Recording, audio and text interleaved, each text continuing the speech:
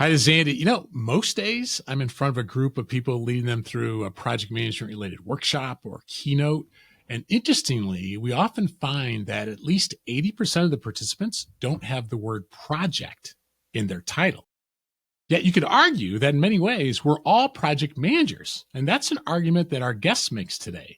Kory Kogon joins us to talk about her newly updated book, Project Management for the Unofficial Project Manager. I love that title because for most of us, the way we got into leading projects, it was unofficially. We weren't necessarily trained for it, so we had to learn the hard way. And though formal project management is required for the biggest of projects, you know what? Sometimes it's the small to mid-sized projects that fly under the radar that end up costing us far more time and money and frustration and burnout than we realize. And that's what this book aims to help with. Kory is FranklinCovey's Vice President of Content Development and a Senior Leadership Consultant. We talked with Kory back in episode 129 about her book, The 5 Choices. That's a discussion about managing your time. And interestingly, there's a lot of overlaps between how to manage our time and how to manage projects. So I definitely recommend that book as well. In today's discussion, Kory will share some of the top reasons why projects struggle. She'll introduce you to the 5 foundational behaviors that are an underlying theme throughout the book. You'll learn about clarifying expectations and identifying stakeholders and managing risk, all of which are standard project management topics. But Kory will also help you create a cadence of accountability and prepare for challenging performance discussions, all with the mindset that you might be doing this without actually being the boss. It's an insightful conversation I can't wait to share with you.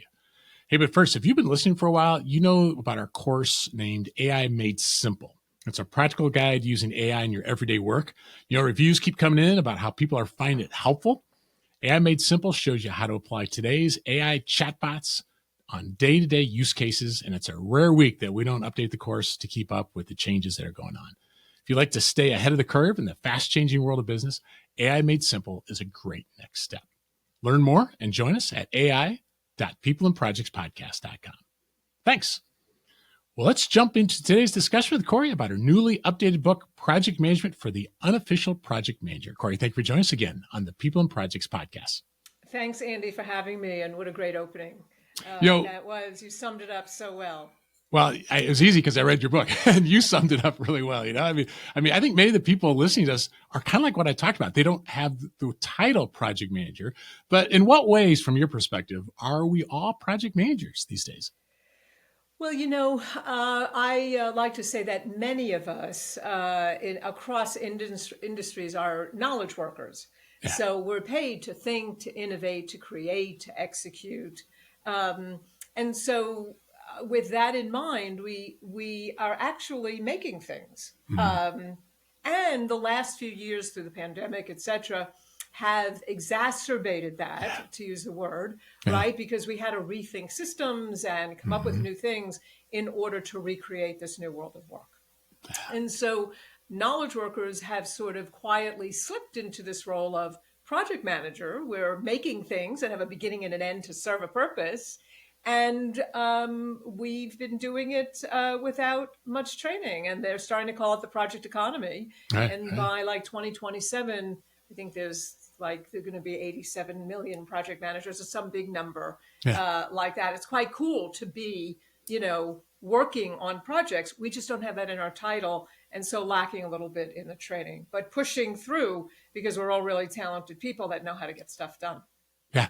I heard somebody say it this way, that if you've got a due date and there's multiple steps, it's a project. But we often think of the project as build a bridge or, these massive projects, right? Well, and for this audience, for most audiences, big or small, organizations or even solo, entrepreneurs, right. we could be working on a marketing campaign or a course, a learning course, right, or a new system to make things easier. All those things. It's not, you're right. Everybody thinks of bridges and the official world, which is certainly a very high value place. But everything we do, a dinner, is a Right. wedding. A Right. reunion is a project. Right. Absolutely. I had a daughter that got married not too long ago.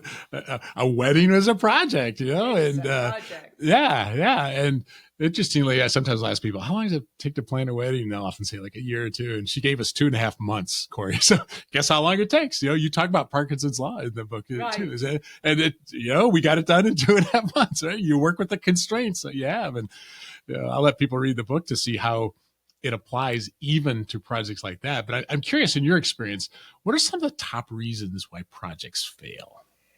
We ask that question in our courses, as an opening, because that is, I know you're asking me a simple question, but it has the responses really tell the tale. Yeah. Because the responses that I'll share with you, which was your question, are the same responses we hear over and over all around the world. So there's a trend here. So we will hear the following. We'll hear not a clear scope, and along those lines. Yeah, right. We don't know what the objectives are. Key stakeholders want different things. There's a lack of communication. We don't know what the roles are. We have the wrong people in the roles. Scope creep, which is one of my favorite ones. So those are sort of very common, and we'll get iterations of those among others. And like I said, they're the same exact failures that have come along with quietly slipping into the role of an unofficial project manager, where we now just unconsciously assume that those failures are going to come along with the project. Like, all right, we're going to start this project. We're probably not going to have a clear scope. We're not going to be communicating well. It's like, okay, let's go. So once people and organizations get clear on what those failures are, that's the first step to recovery. That's so insightful. Yeah, I live in Chicago, so our sports teams are notorious for, we're going to win it this year. And no, everyone knows they're not going to. Right? And I wonder sometimes if these shadow expectations are on projects. Like, all right, well, actually, Kory, you'll find this interesting. A project director at a pharmaceutical company told me, with our projects, it's like mass hallucination. That's the discussion. Mass hallucination. We're telling Wall Street this, but we know we won't hit it. And then all of a sudden you can start tolerating that. And I think one of the messages of your book is, why tolerate it? Maybe there are ways to actually not have to put up with those expectations. Yeah, it becomes normalized. Right. I mean, we see that things become normalized when you do things over and over, and all that. And unfortunately, I've seen that inside organizations. We're dealing with things that affect our safety. We hear some of that in the news, out there today too, that those kinds of things become normalized, and we cut corners and we don't follow some systems, and we pay a price.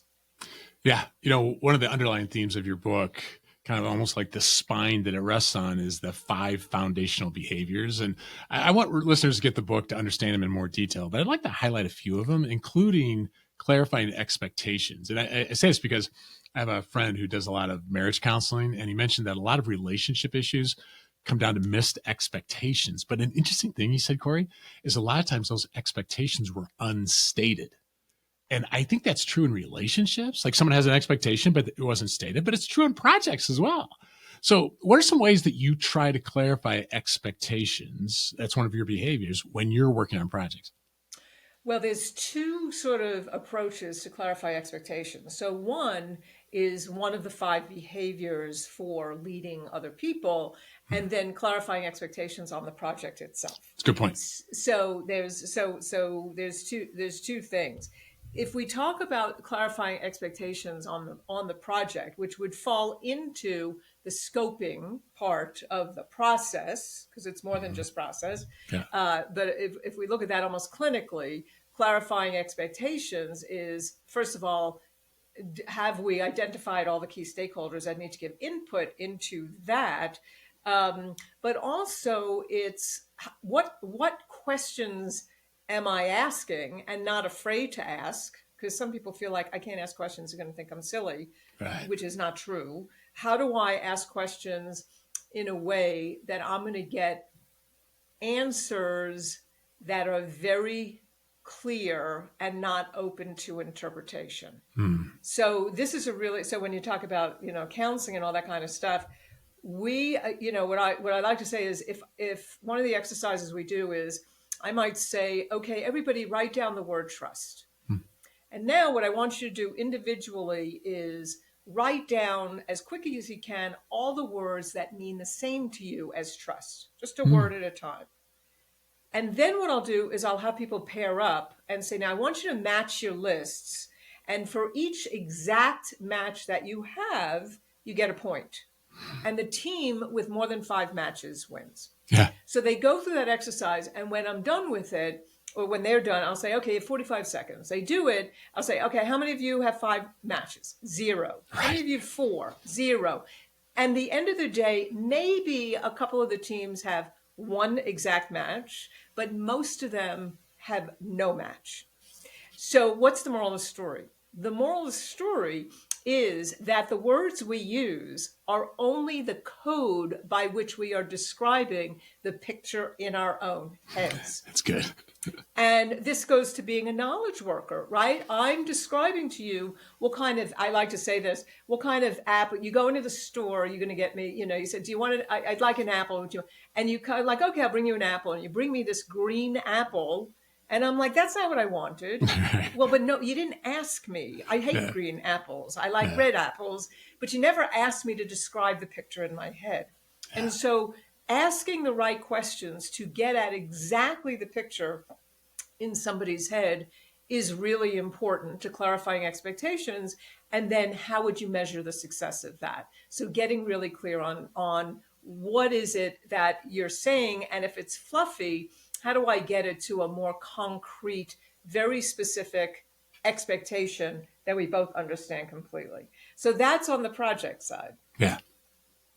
On the people side, when I'm interacting with others and we talk about these 5 behaviors and I'm clarifying expectations for team members, obviously they need to know the expectations of the project.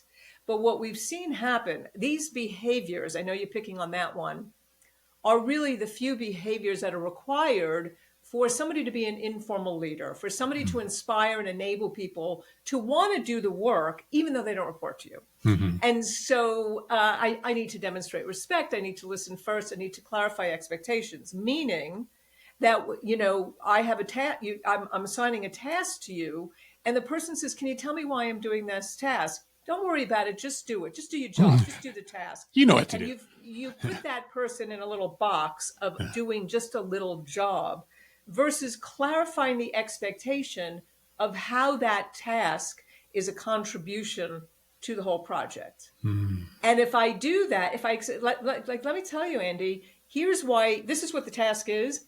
Here's why it's important to the whole project. Because by doing this, it's going to enable this in order to have the project come out the way we want. Oh, I see. And suddenly, which is so important in this day and age with the younger generations, you've taken a thing to do to check the box on and turned it into, wow, if I do this really well, it's going to have there's a purpose to it. It has a profound impact on the whole project. That's so those are the two. That's good. I like it. Definitions of yeah.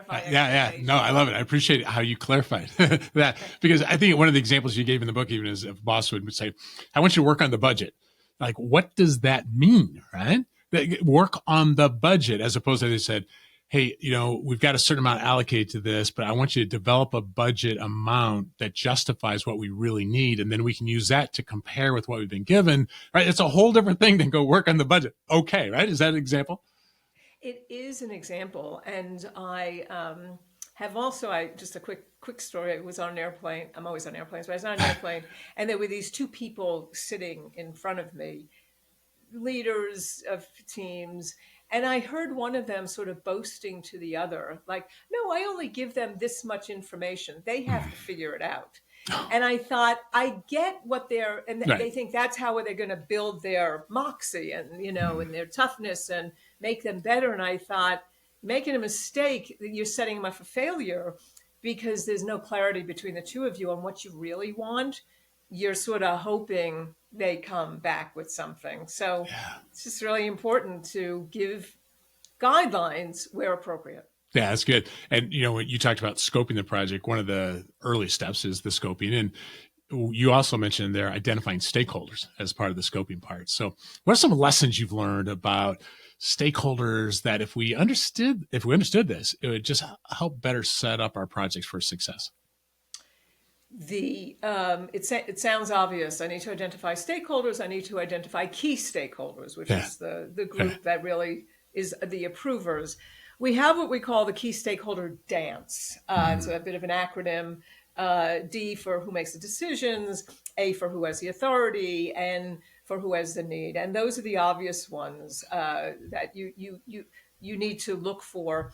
The C and the E, who has the connections, who has the energy, is the real opportunity where we find any project manager has missed. They're not signers, but the people who have connections. I have people out in the field who have been with the company for a while. They are well regarded out there. They have a lot of influence. Mm-hmm. And so I always have one or two as a key stakeholder, because when I get the people with energy, which sometimes is negative energy, because we have people who are naturally risk avoiders, or you have that person, we all know that person who is always negative about something. You wish they would go away, and we can't do that.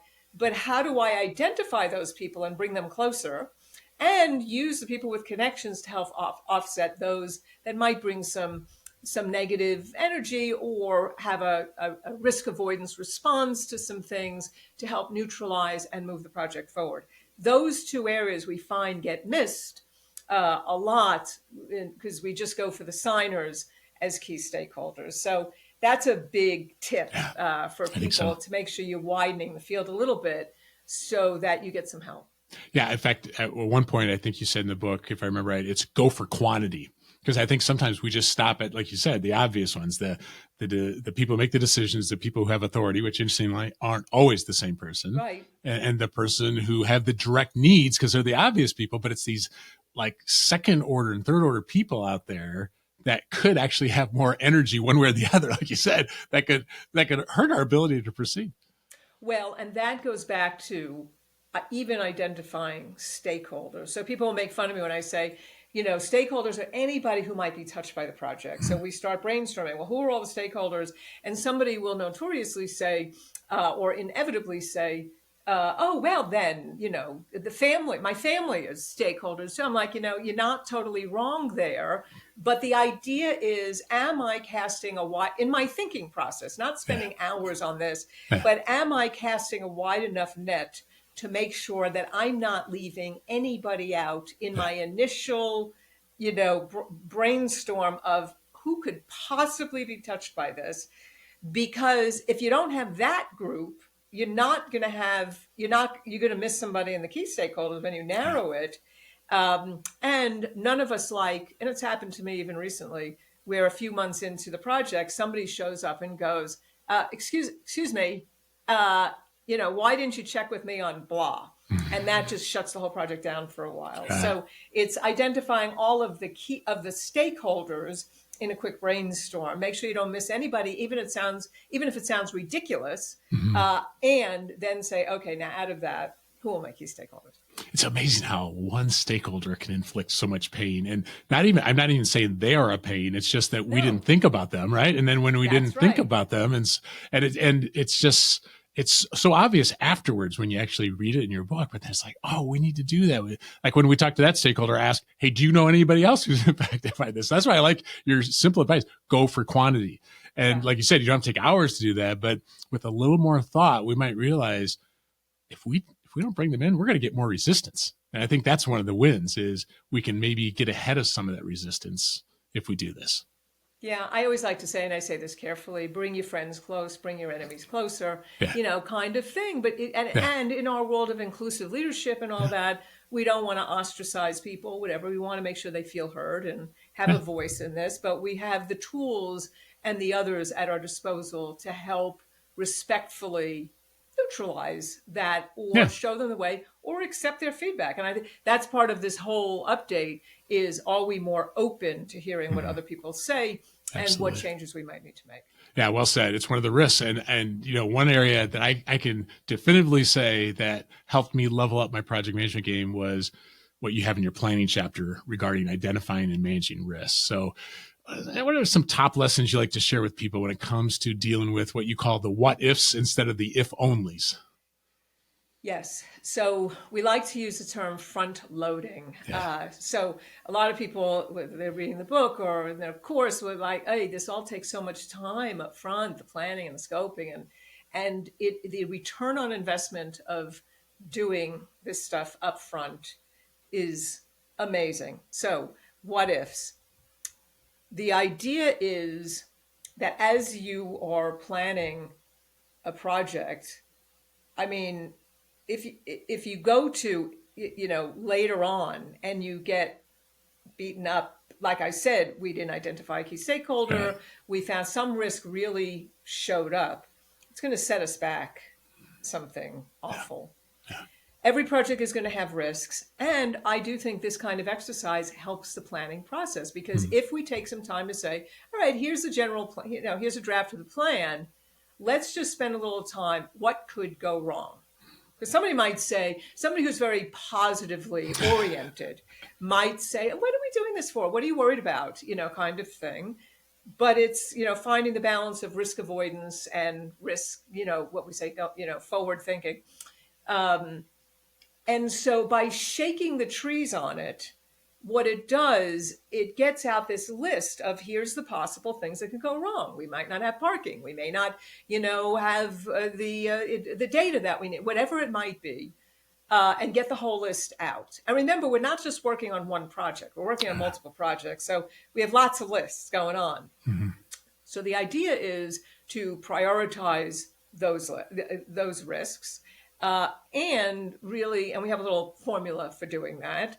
And to say, what's my, top 2 or 3 risks that really could hurt us, and let's make sure that we have a plan to help them and make sure and mitigate or eliminate them. So we actually have the little process that's called taming the risks. And what am I going to do? What am I going to do with them? And am I going to mitigate? How do I eliminate? How do I accept them? And, it's TAMA. Mm-hmm.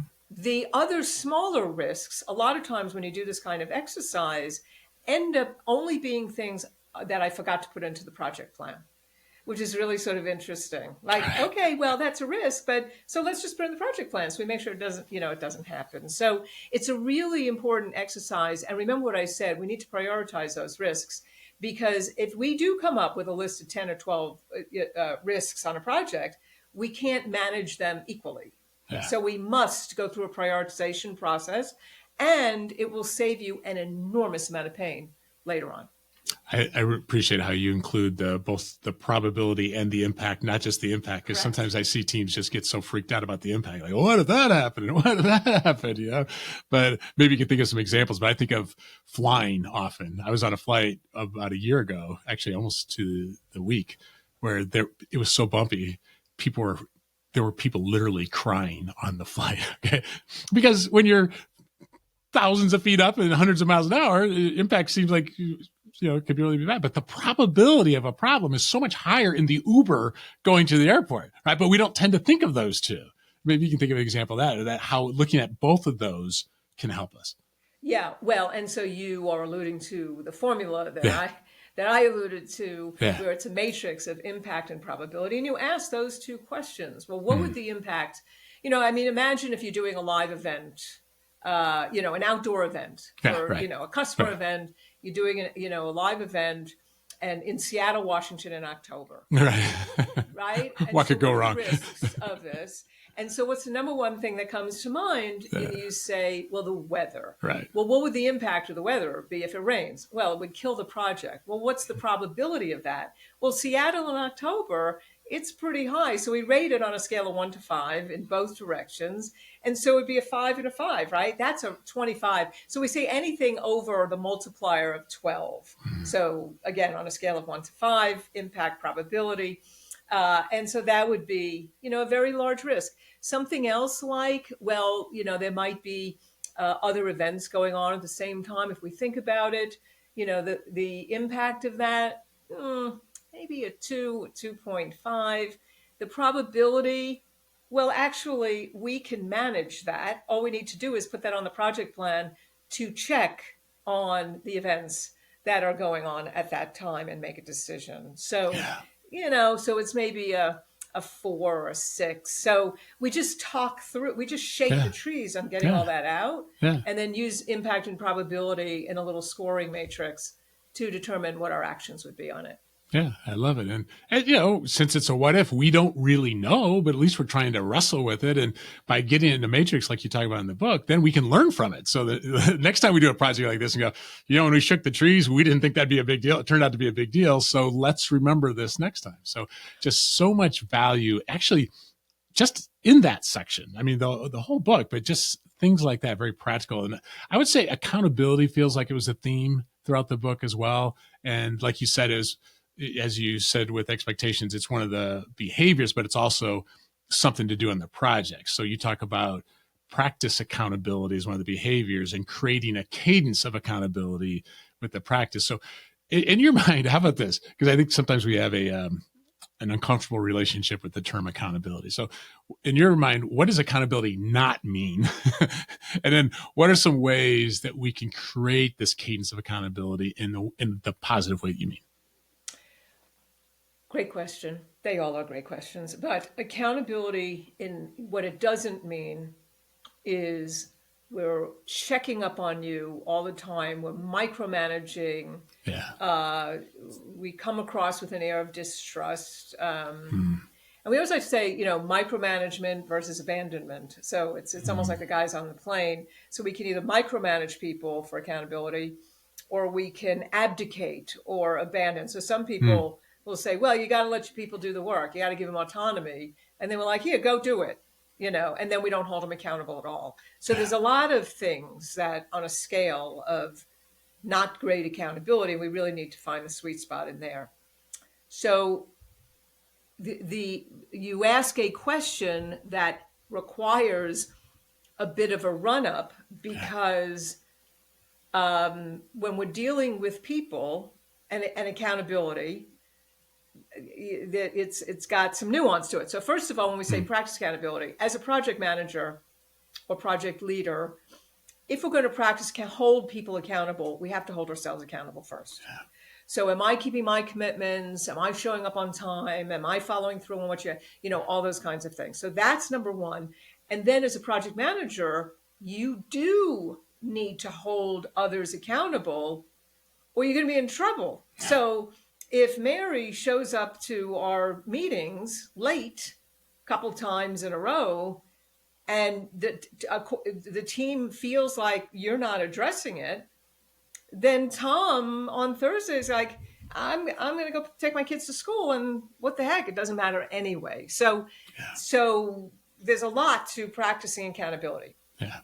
Having said that, the piece that I'll add, so that alone is a couple of lessons. Yeah.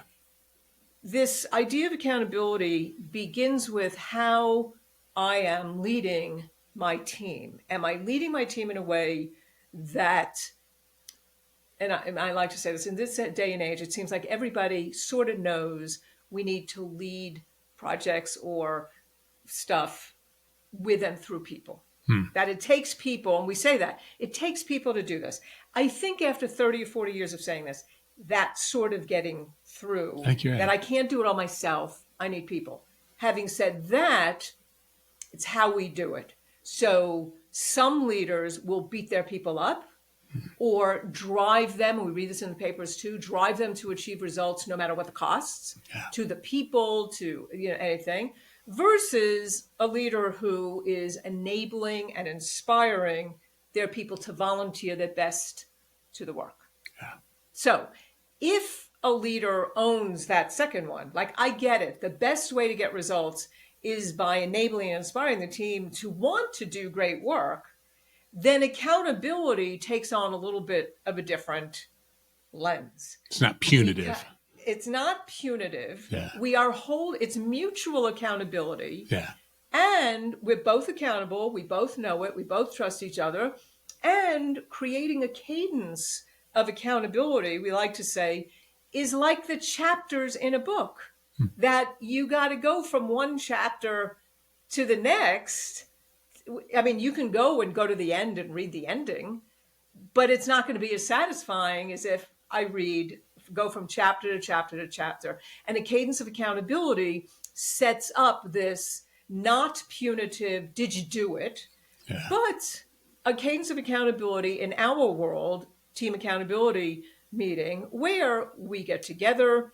And this is and people are like, hey, another meeting. It's very different. We set up a meeting where the team is coming together and the team members are actually saying, here's what I got done on the project last week. Here's the one thing I did that I agreed to do, that I committed to do to keep this project moving forward. I got it done. Here's what I'm doing this week to get it done.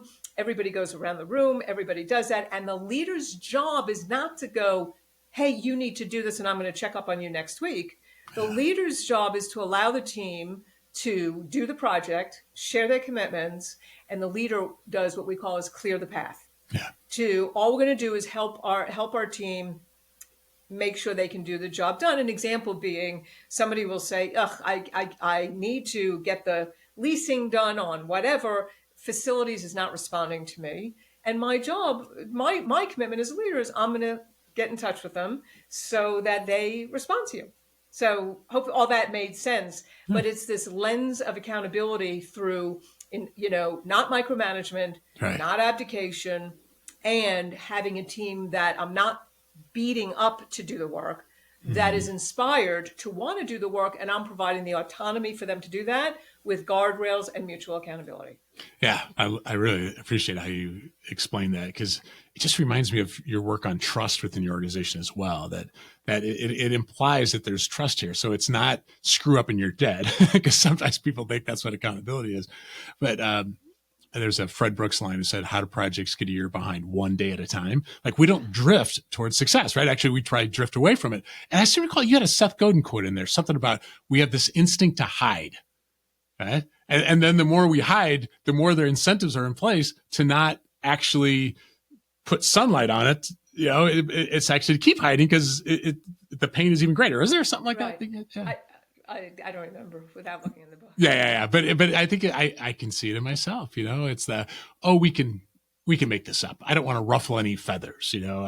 But if we have this cadence of whether you call it a daily stand up, a daily scrum, a daily check in, or a weekly check in, you don't dogmatically say exactly has to be this way, but have this cadence. Yeah, I think it's super, super helpful. And a cadence where it's from the team. Yeah. I'm always careful. Not the leader down. Not like, did you do it? But again, for us, and this is very, very, very famous and popular at FranklinCovey worldwide through our work around the 4 disciplines, is this where the people are playing the game and we're just, they're playing a win. We like to say they're playing a winnable game, and they're involved. They're the ones that are saying, here's what I can do this week on this project because I have a lot of work to do, but I'm making the commitment on this. I'm going to get this done. And then together we're checking in on it. But the leader's not telling them what to do. And that's hard for a lot of leaders because you want to tell them, like, you do this, you do this, you do this. Yeah. And it's got form and function. There's a project plan. So it's not like people are like, well, maybe I'll do this thing. It's very clear what needs to be done. And people are just making commitments around that in the course of their very busy days. I like it. And I'm thinking, and this is part of the theme of the book as well, is that sometimes being an unofficial project manager is you're not the boss. So you're not even in a role where you can direct like that because you're not the boss, right? So one of the challenges when you're not the boss, if we can use that word here, is how do you have conversations about performance? Because I appreciate that section in the book about performance conversations. So what are some things to keep in mind when we need to have a conversation with someone who it just feels like they're not keeping their commitments or there's something going on, whether you're the boss or not? What are some lessons in there?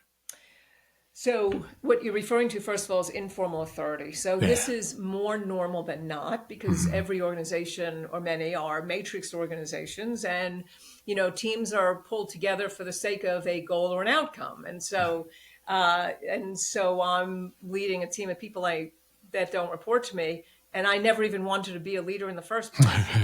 I mean, that's an important thing too. Absolutely. Where they're leading projects and it gets boomeranged on them, where now they have people, and it goes back to. And to your point, this is what we said before, isn't always going to go perfectly. And not everybody's going to come to the meetings, their commitments, stuff happens, and some it'll happen once, for others it'll be chronic. And so there's a lot of conversation in the book about how do you, in a meeting with other people, deal with somebody who says, nope, I didn't, do my commitment, without embarrassing them in front of others, while letting the team know that they know that that there's a point of accountability that needs to be dealt with here.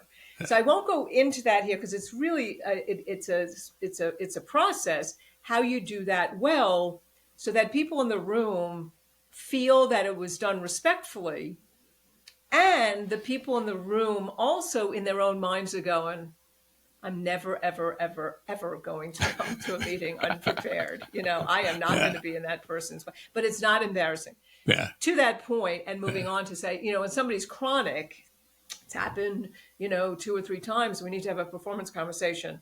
For all of that, let me remind everybody, which we haven't really articulated, these 5 behaviors. Out of all the leadership behaviors out there, we've zeroed it down. You mentioned trust. We've taken out of Stephen Covey's 13 behaviors of high trust, said, here, if you just do these 5, because you didn't want to be a leader anyway, but if you just do these 5, 80-20 rule, you're going to have, and you'll have success with that. So again, demonstrating respect, listening first, clarifying expectations, extending trust, practicing accountability. Yeah. So we always have to keep those in mind anytime we're dialoguing with key stakeholders, with team members, etc. So to the performance conversation, this is, where somebody is chronic, and those are the things we have to do, is how do I have this conversation alone with this person? And I have to make sure, because in the heat of the battle, sometimes it's hard. Myself, I'm from New York originally. I have to be very direct, to the point. And I've always, my whole career, had to be very careful, take a deep breath, count to 10, and then, okay, I need to demonstrate respect. I need to listen to their side of it. Then together, we need to clarify expectations. I need to re-extend trust to this person, not hold a grudge forever. And we both need to practice accountability. So it works that way. There's a tool in the book called the Conversation Planner, one of our most popular ones out there. I bet. And what I like to say about the tools is we're not providing tools to train people on how to fill out forms. Use the tools or don't. They're thinking tools. The tools give us time to pause and prepare. With the Conversation Planner, the idea is, okay, I'm crazed about this. They are too. Need to have this conversation. Let me, get clear on what's my intent with this. And I'm going to jot that down. This is about the project, not the person. And then what are a couple of examples and what's the impact on the project? Why am I writing that down? Because when you get into the heat of the battle, our minds go blank. Yeah. So when you start talking and they go, well, yeah, but hey, what? And they're crazed and they're like, well, give me an example. And your mind goes blank because your brain went into defensive mode. Yeah. So don't fill out things if you don't want to, but it's good to have a tool like that. I got to prepare the conversation so it never feels like it's a personal attack. It's really about the project, and I can give them grace by sharing some examples, how it's impacting the project. I give them time to pause and digest and get over their own defensiveness, and then how together, mutual accountability, what can we do? And it turns into a little bit of a coaching conversation. And, sort of like we do with I say with a child, it's not childish, but to say, well, Johnny, what do you think we should do next? And he says, well, maybe I should, not have so much candy tomorrow. I think that's a good idea. Should we do that? Yes. And now you have a commitment. Yeah. Yeah. I love it. It is just one of the many templates that you offer in the book that I think are just super high value. They go far beyond just project management for that matter. Totally. But yeah. One of the factors, and you mentioned this before, but you can't talk about projects without talking about scope creep. But I appreciate how you differentiate scope creep from scope discovery.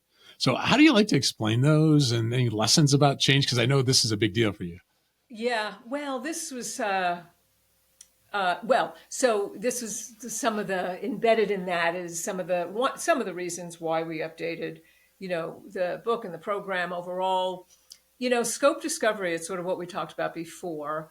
Is we really need to get at, and again, there's a template for this too. Mhm. What is the project? Why are we doing the project? How does it connect to the mission, the vision, and the strategy of the organization? What specifically are the outcomes? So there's a lot of questions there and guidance given. So we get to clarified expectations Right. Yeah. about the project and the scope, at least as a starting point. As a starting point, because remember, we're not building a bridge. So with a bridge, we're pretty sure up front we're not changing, and it's part of it. And so it's part of what has changed over the years is we're developing a marketing program. Here's the scope. Don't touch it. And then change. In the old days when we would teach change, it was like, all right, well, if there's a change, we need to go through this process and see. And, it's like a one-off Mhm. kind of thing. But I'll come back to scope review in a minute. Yeah. That's changed in the world of agile project management. And the whole idea of agile project management is, are we ultimately at the end of the project providing value and finding that value along the way instead of getting to the end of the project and being told, well, wait a minute, it didn't even meet that, it's not even what we wanted. And there's some statistics, older statistics out there that says like half of projects that are completed don't even match what they originally meant to do. They just went off into this. And I've seen this happen where things spin out into something unrecognizable. Yeah. That leads us to scope creep. So we want to make sure that we're scoping the project right up front, asking good questions to clarify expectations.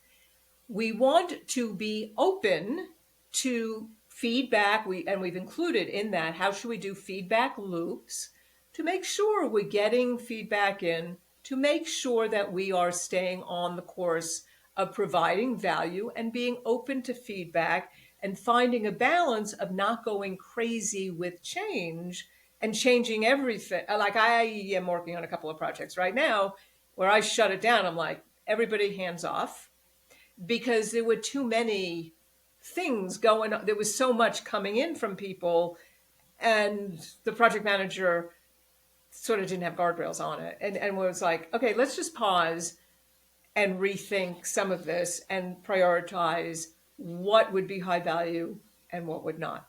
Yeah. Last point on this. Yeah. Back to the thing. When Yeah. you are, back to the question, when you are doing or scoping a project, one of the key questions to ask, and it's in our template, what is excluded from this project? That's good. What customers are we not including? What marketing, channel are we not going to use?